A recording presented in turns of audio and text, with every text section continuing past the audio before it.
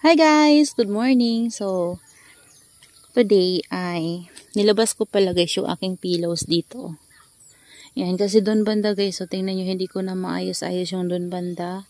Medyo, hindi lang medyo masikip na talaga sila doon at hindi sila mainitan ng maayos.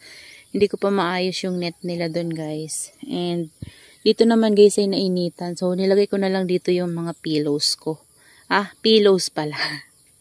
Yung pillows na isang pot na malaki. Ayan guys. So, ang ganda ni pillows kapag super, super lush. Ayan o.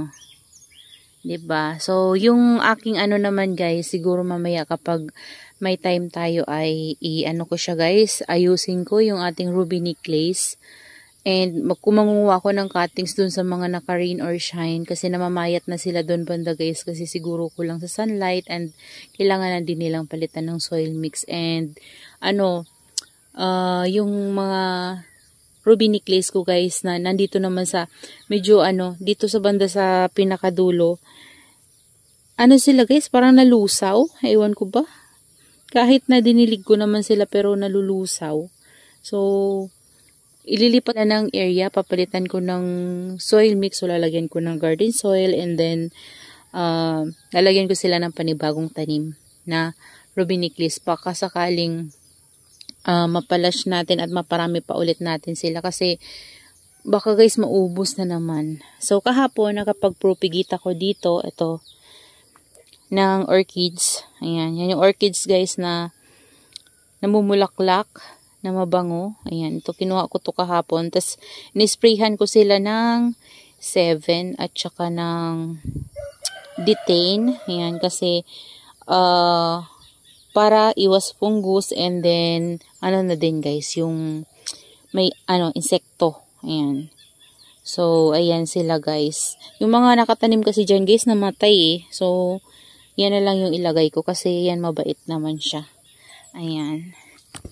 So, dito naman guys, sa loob ng greenhouse ay nanguha ako ng cuttings. Maputik dito kasi umulan pa rin kahapon. Ayan, nanguha ako ng cuttings and gumagawa ako ng mga propagation ko guys. Ayan. Ito, si Missing You. Ayan, nanguha ako ng 2 cuttings ng Super Balm. Ayan, kasi may nagtatanong sa atin ng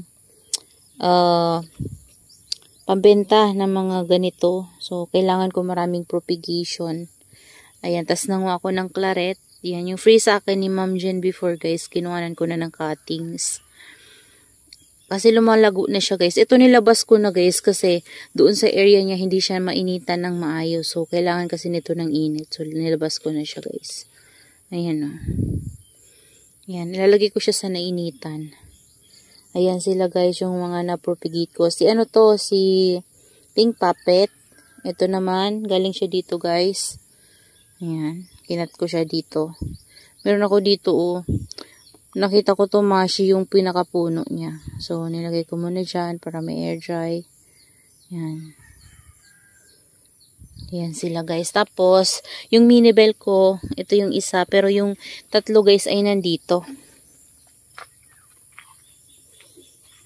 Yan, nandito. Si Cream Puff, di ko alam kung saan ko ilalagay eh. Yan. Kinuhanan ko guys ng cuttings yung ating mini bell. Sabi ko hindi ko kukuhanan. Pero, kinuhanan ko na lang kasi siksika naman na sila. And kailangan ko talaga gumawa ng propagation. Ayan. Di pa sila guys agre-red. Kasi kulang talaga yung sunlight. Lalo na ngayon panay ulan-ulan. Yan. 3 pa tong itatanim ko dito guys. Yan. Ito yung ruby necklace ko guys. So sinasabi ko sa inyong nalulusaw. Yan o. O diba? Lusaw. Di ko alam kung bakit.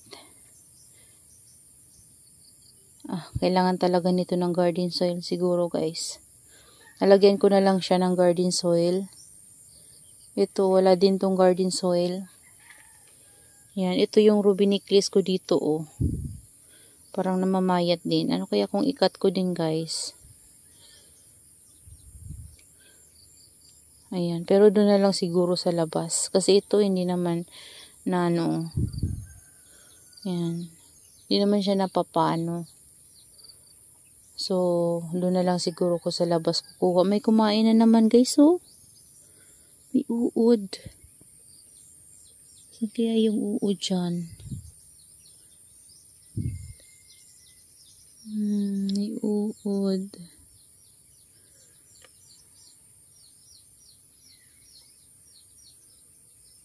Wala akong makitang uod dito.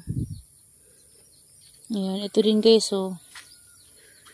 Marami nga ako nitong pinropagate, kaso ayan, oh, nalulusaw. So, kahit na tuyong tuyo to guys, na ganito to, tapos ginawa ko dinilig ko kasi baka na dry rot, kaso ganun pa rin. Ayan, ito yung manipis lang to dati, oh. Pero ngayon kumakapal na. So, ano na lang yung ganyan ko. Ito mataba to guys, eh. Ayan, oh. Kaso kailangan na lang itago, nalulusaw na rin guys, oh. Hala. Grabe, ayaw din nila ng sobrang ulan. Hala guys, si ako ko guys, so kinain na ng uod. Tingnan nyo. Wala naman ang uod. Nakaalis na, inubos niya na yung dahon ni Hakuhuko. Ayan, oh. Ay. Wala na. Kailangan kong ayusin yung mga pot na to. Ito na lang yung natira ng mga guys, oh, nalusaw, oh. Feeling ko, magiging okay pa rin siya. Dadagdagan ko na lang yan ng garden soil. Ito naman yung neglected. Ito yung kinuha na natin ng cuttings before. Yan, oh. Okay naman siya. Yung natitira ko ditong, ayan sila. Ito, oh, na-overwater na si jelly beans dito, guys. Tingnan nyo, guys, oh. Rain or shine dito, buns. Hindi yan nararat, pero kapag pinasok nyo yan guys sa loob, rat yan, sigurado. Ito na guys yung kinuha na natin ng cuttings ng Mendoza, yung tawag dyan, Christmas tree natin before. Ayan, oh. Yan, merong namatay, merong buhay. So, dyan muna siya. Kasi hindi ko naman siya madidilig sa loob. Ayan, oh, kailangan ko talaga silang ayusin dito guys. Kawawa sila. Ayan. Yung mga alos ko nga guys, kailangan ko silang i-repot. Kasi yung iba na overwater na, siguro ilipat ko sa mas maliit na pot and then lagyan ko ng garden soil. Kasi parang sobrang luma na yung nila guys. Kailangan na talaga nila ng repot kasi lumang-luma na yung soil mix nila. And update na rin guys doon sa mga propagation natin na nandito. Ayan. So, kahit na sobrang ulan, yung kanilang natanggap dito guys, simula nang maitanim ko sila, wala pa silang roots. Yung iba may roots na, pero kunti pa lang. Yung iba wala pa. Pero, ayan guys, so, ang ganda nila. Ayan, kung hindi talaga sila guys iniingatan, ayan, gumaganda sila. Pero kapag ingat na ingat tayo, nako guys, kawawa sila kapag ingat na ingat tayo kasi nag-iinarte talaga sila. Pero ayan, oh, nung pagkatanim natin yan ay tinakpan ko pa yan doon guys sa lamesa and natanggal yung takip niya, siguro mga 2 days yun. Tapos tiningnan ko meron ng roots yung isang beltana and then the rest di ko na alam. Yung iba kasi wala yung tiningnan ko and ayan, nilipat ko sila dito and naulanan talaga sila guys as in sunod-sunod na araw.